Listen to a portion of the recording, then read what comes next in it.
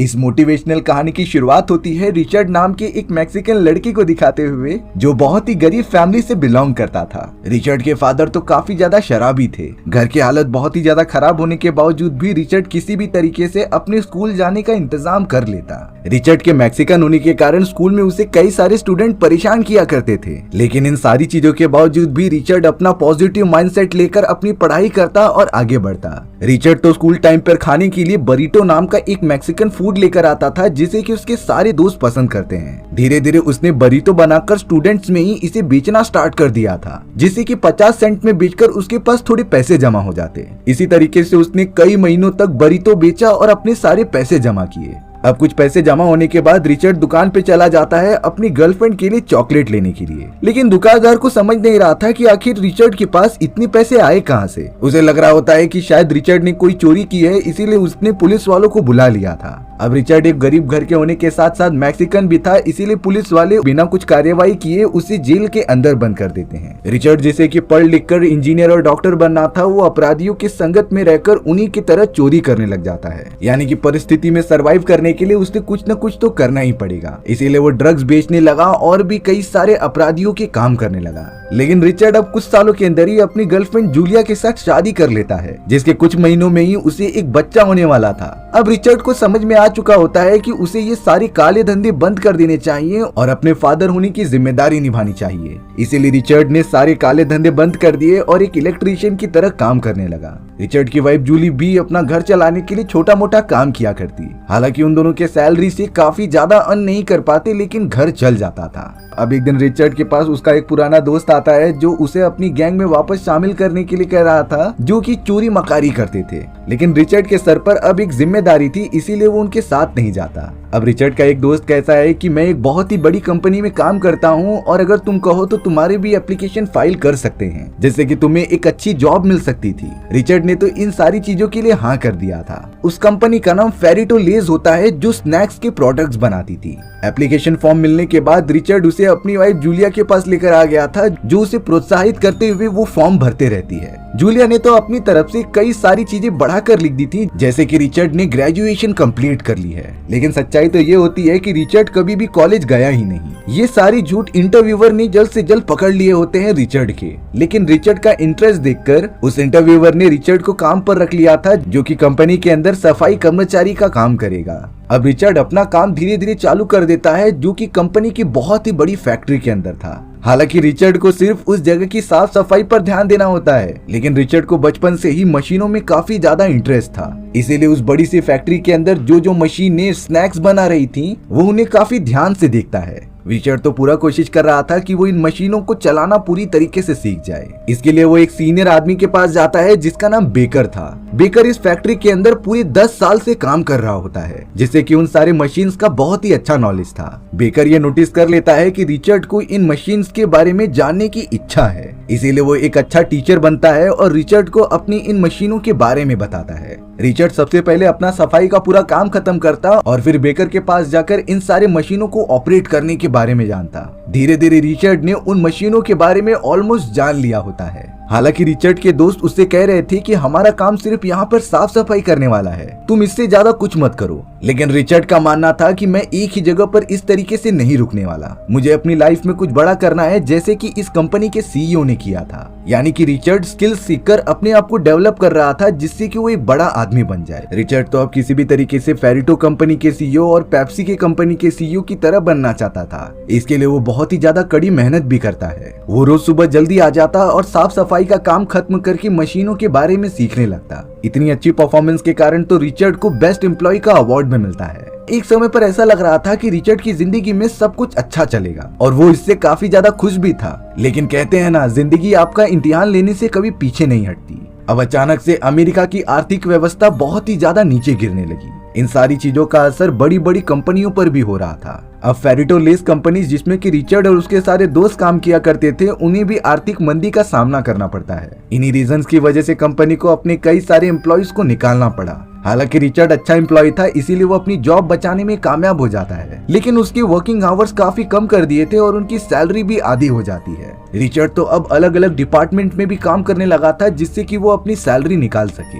लेकिन आर्थिक व्यवस्था इतनी ज्यादा हिली हुई थी कि कंपनी बंद होने के कगार पर आ जाती है। अब लेस कंपनी के सीईओ, जिसका नाम रॉजर होता है, वो अपने सारे एम्प्लॉइज के लिए एक स्पीच दे रहे थे। वो कह रहे थे कि भले ही हमारा एक बेकार टाइम चल रहा है, लेकिन हमें यहाँ पर एक इम्पोर्टेंट आइडियाज की जरूरत है, जिसे कि हम अपने मार्केट प्लेस में अप्लाई करेंगे और काफी सारा मुनाफा कमाएंगे। इसीलिए सीईओ रॉजर अपने सारे एम्प्लॉइज को इन्वाइट कर रहे थे उनके नए नए आइडियाज शेयर करने के लिए। रिचर्ड इन सारी चीजों को काफी अच्छे से देखकर गौर कर रहा था कि आखिर मार्केट में डिमांड क्या है और वो उसी डिमांड के अकॉर्डिंग आइडियाज जनरेट करेगा। रिचर्ड ये विश्वास ही नहीं करेगा कि आगे चलकर उसी के एक आइडिया की वजह से ये पूरी कंपनी डूबने से बच गई। रिचर्ड तो अपना काम खत्म करके स्कूल में चला आता है अपने बेटे को लेने के लिए, लेकिन तभी उसे पता चला कि उसके बेटे को कुछ लड़कों ने मिलकर मारा है। लेकिन यहाँ रिचर्ड अपने बच्चों को समझाता है कि तुम्हें अपने बातों पर स्टैंड लेना पड़ेगा। अब अपने बच्चों को खुश करने के लिए रिचर्ड उन्हें एक गार्डन में लेके आ जाता है, जो कि उन्हें एक मैक्सिकन कॉर्न खिलवा रहा था। उसके ऊपर मैक्सिकन मसाले इतनी अच्छी तरीके से लगे होते हैं कि उसे काफी मजा आ रहा था और वहाँ मौजूद सारे लोग भी उसे बड़े चाव से खा रहे थे। तभी यहाँ रिचर्ड को एक बहुत ही अच्छा आइडिया आता है।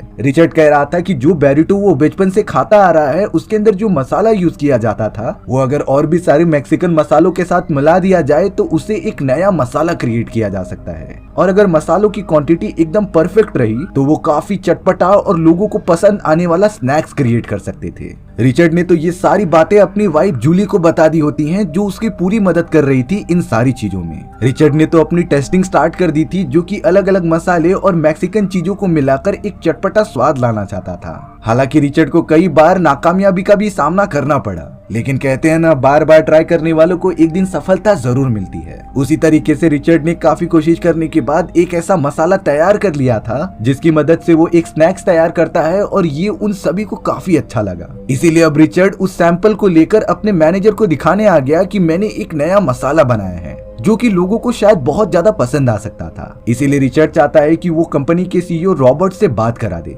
लेकिन मैनेजर रिचर्ड को तुरंत मना कर देता है, क्योंकि किसी एम्प्लॉय के आइडियाज हम डायरेक्टली इस तरीके से अप्लाई नहीं कर सकते। अगर ये चीजें गलत हो गई तो कंपनी का दिवाला निकल सकता था। लेकिन अब रिचर्ड को किसी भी तरीके से कंपनी के सीईओ से बात करनी ही थी, इसीलिए वो चोरी चुप के कंट्रोल रूम में घुस जाता है और सेक्रेटरी का नंबर डायल कर देता है। वो तो सेक्रेटरी से काफी ज्यादा रिक्वेस्ट कर रहा था कि वो उसे रॉबर्ट से बात करा दे, और लकीली उसका कॉल कनेक्ट भी कर दिया जाता है कंपनी के सीईओ से। रिचर्ड ने रॉबर्ट को सारी बातें बताई कि कैसे मेरे फैमिली वालों ने मिलकर एक अजीब तरीके का मसाला बनाया है जिससे कि लोग इसके दीवाने हो सकते थे। अब यहाँ रॉबर्ट की कंपनी एकदम मुश्किल में थी, इसीलिए वो रिचर्ड के आइडिया को प्रोसेस करने के लिए कल बुलाते हैं। रिचर्ड ने तो कुरकुरे के ऊपर बहुत सारे मसाले अप्लाई कर दिए, जिससे कि वो टेस्ट कराता है रॉबर्ट को। रॉबर्ट ने जब पहली बार उसे टेस्ट किया तो उसे तीखा तो लगता है, लेकिन वो काफी ज्यादा मजेदार था, और अब इसे खाने के बाद वो भी श्योर हो चुका होता है कि लोगों को ये पसंद आएगा। इसीलिए उसने एक हफ्ते के अंदर अंदर रिचर्ड द्वारा बनाए गए मसाले को अप्लाई करने का डिसीजन लिया।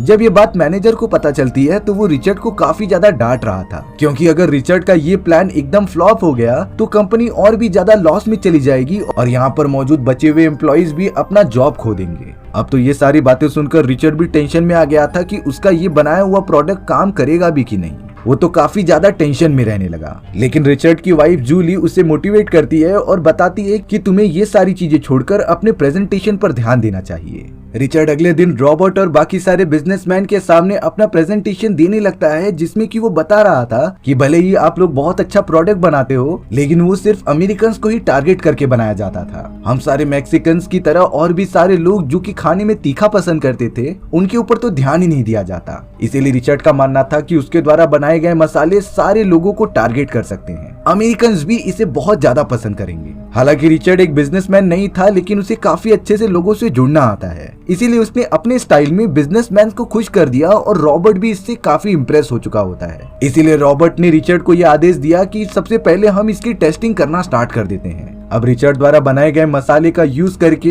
1000 फेरिटो के पैकेट्स बनाने का आदेश दे दिया गया था। जल्द से जल्द ये सारे पैकेट्स क्रिएट कर दिए जाते हैं और सुपरमार्केट में भेज देते हैं सेल के लिए। लेकिन बुरी बात ये थी कि फेरिटो का वो पैकेट उस दिन एक भी नहीं बिका था। रिचर्ड को यह अंदाजा होने लगा था कि उसका ये प्लान शायद से काम नहीं करेगा, और अगर ऐसा नहीं हुआ तो कंपनी भी पूरी तरीके से डूब जाएगी। वो तो पूरी तरीके से एकदम फ्रस्ट्रेशन में जाने लगा कि वो आगे चलकर क्या करेगा। लेकिन बेकर और उसके फैमिली मेंबर्स ने रिचर्ड को बहुत ज्यादा सपोर्ट किया इस क्रिटिकल कंडीशन में। अब रिचर्ड का बेटा उससे कहता है कि मैंने तो इस प्रोडक्ट के बारे में आपके मुंह से ही सुना है, अगर मुझे इस फेरिटो की एडवर्टाइजमेंट टीवी या फिर पोस्टर दिख जाते तो मैं इसे जरूर खरीदता। रिचर्ड को यह समझ में आ चुका था कि जब तक हमारे प्रोडक्ट के बारे में लोगों को पता नहीं चलेगा तो वो इसे खरीदेंगे क्यों। इसीलिए रिचर्ड के माइंड में एक प्लान होता है और वो अपने सारे दोस्तों के साथ फैक्ट्री में चला गया था। वो सभी से कहता है कि हमें सबसे पहले इसका टेस्ट बाकी लोगों को करवाना पड़ेगा, उसके बाद ही हमारे लोग नए प्रोडक्ट को पहचान पाएंगे। रिचर्ड अब अपने दोस्तों के साथ मिलकर बचे हुए फेरिटोस के पैकेट्स को लेकर बाहर निकल चला था